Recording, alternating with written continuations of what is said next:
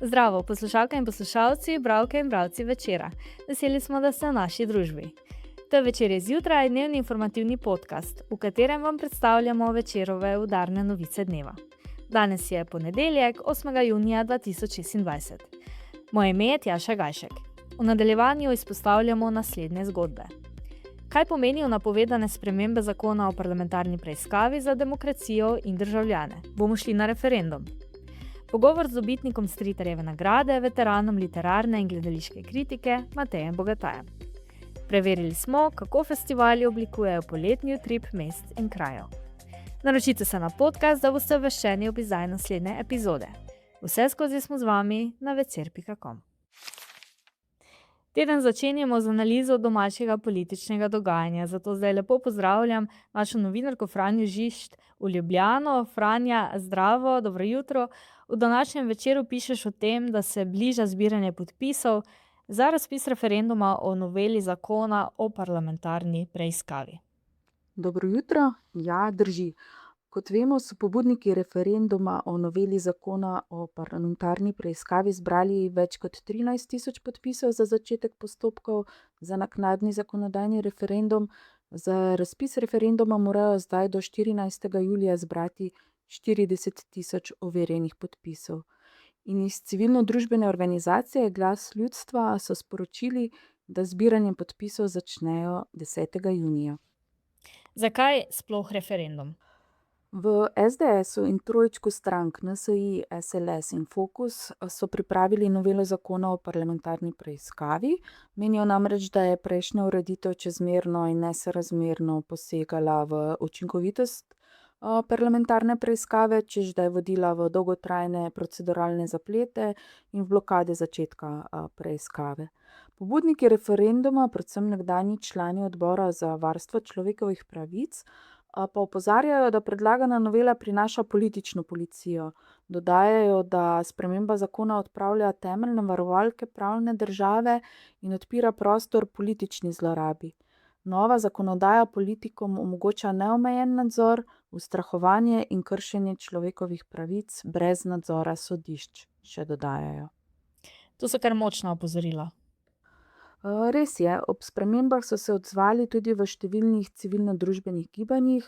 Skrb nad predlaganim zmanjševanjem procesnega varstva v parlamentarni preiskavi je izrazila varuhinja človekovih pravic, da novela vzbuja resne ustavnopravne pomisleke, opozarjajo v pravni mreži za varstvo demokracije. Novinar Mladine Borut Mekina pravi, da želijo s takšno novelo zakona predlagatelji družbi odvzeti imunski sistem. Če ga citiram, če kastriraš javnost, javno debato, odvzameš družbi imunski sistem, saj je slepa za vse nepravilnosti. Torej, če sklenem, opozorila res niso nedolžna. Franja, hvala za prva pojasnila. Zagotovo nas v nadaljevanju na to temo čaka še burno dogajanje, ki ga bomo seveda budno spremljali. Večina tistih, ki je dobila Stritarjevo nagrado za mladega kritika, je kmalu potem nehala pisati kritike. Matej Bogataj je bil takrat, ko so nagrado ustanovili, že legendaren kritik, preveč izkušen za mladega kritika, vendar je skoraj edini ostal kritik tudi do danes. V intervjuju na kulturnih straneh časopisa razloži, kakšna je bila kritika takrat in kakšna je danes, pa kakšna je bila takrat literatura in kakšna je ta danes. Citiram.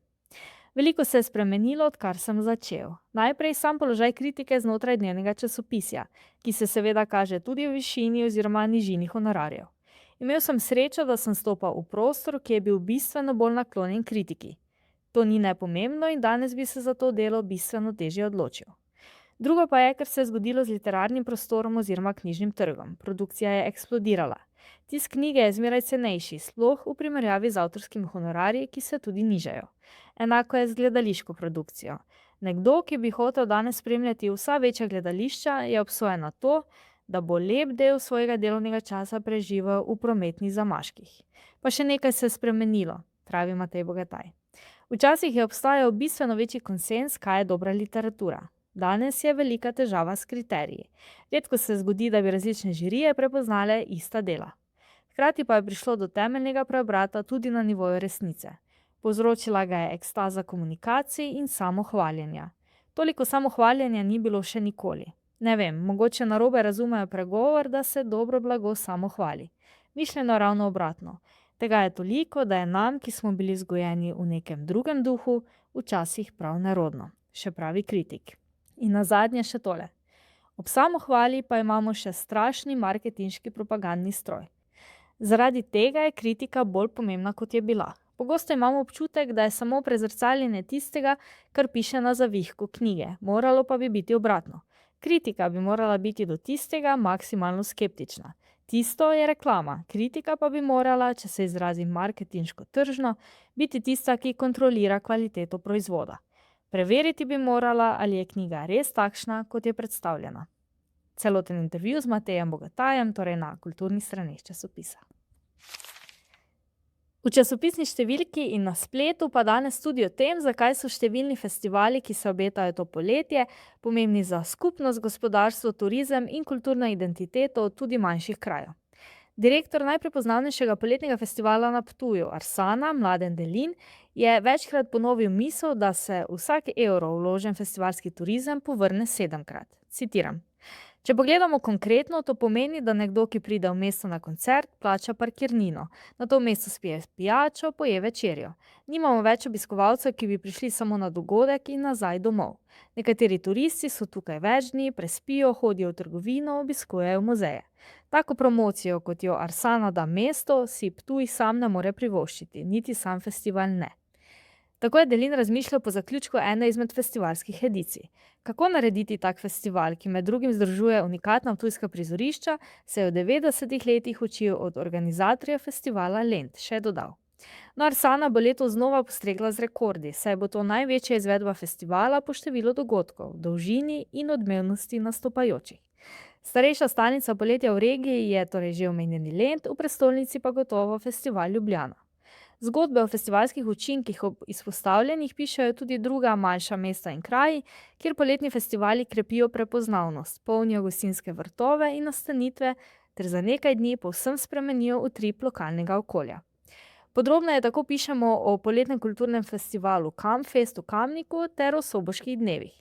Če v večini krajev ocenjujejo, da tovrstni festivali pomenijo predvsem najrazličnejše koristi, pa so, spomnimo, v občini Tolmin na priljubljenem festivalskem Sotočju svetniki z odlokom leta 2024 tamkajšnje festivale omejili.